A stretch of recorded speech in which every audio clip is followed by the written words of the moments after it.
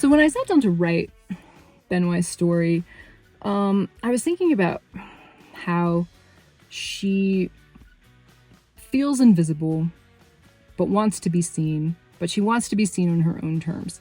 And so starting the book off with Benway having her head shaved, not really because she wanted to, was a really great way to kind of put her in a situation where suddenly she was going to be very, very seen and maybe not want to be seen.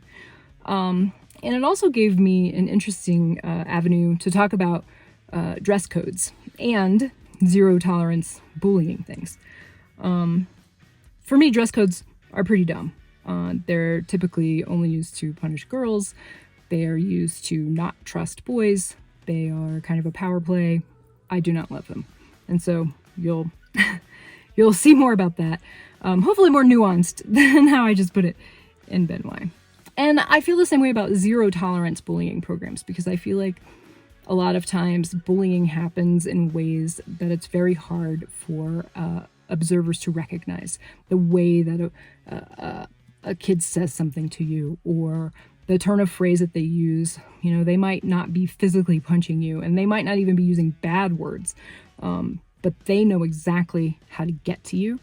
And those are things that slip through the cracks in so-called zero tolerance bullying programs. And so that was another thing I wanted to point out in this book, how Benway sees that, and how Miss J sees that, and how Mr. Man, the vice principal, does not see that, and what they do to kind of help him understand where they're coming from. So in this next scene, I'm going to kind of introduce you to a lot of those concepts.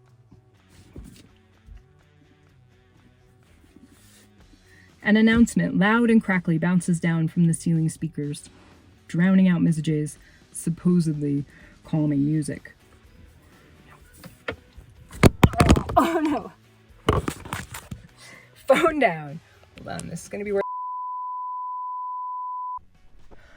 Hello, Heart Rockets. I couldn't wait for tomorrow morning to announce the surprise. I'm positively blasting off with good news. Ugh, Mr. Man. Anything that gets him this excited, it has to be bad news.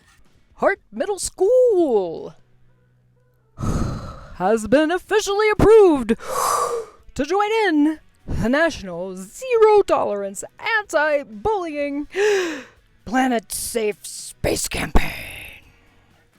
More details forthcoming in the first edition of our own revived school newspaper, The Hart Times. What? We all stare at the ceiling speakers, but no explanations crackle out. Only Mr. Man's voice, still booming. All boys and girls will soon get a chance to fuel up with kindness and blast off to planet safe space together. Participation is mandatory.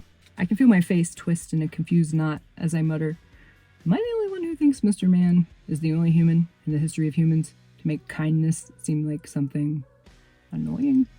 Jordan nods very seriously and says, maybe because he's such a, I say, jerk. At the same time, Jordan says, turd. And we both bust out laughing. A jerd! Jordan giggles. We just made that up, NY, and it's the truest truth ever. Mr. Man is such a jerd.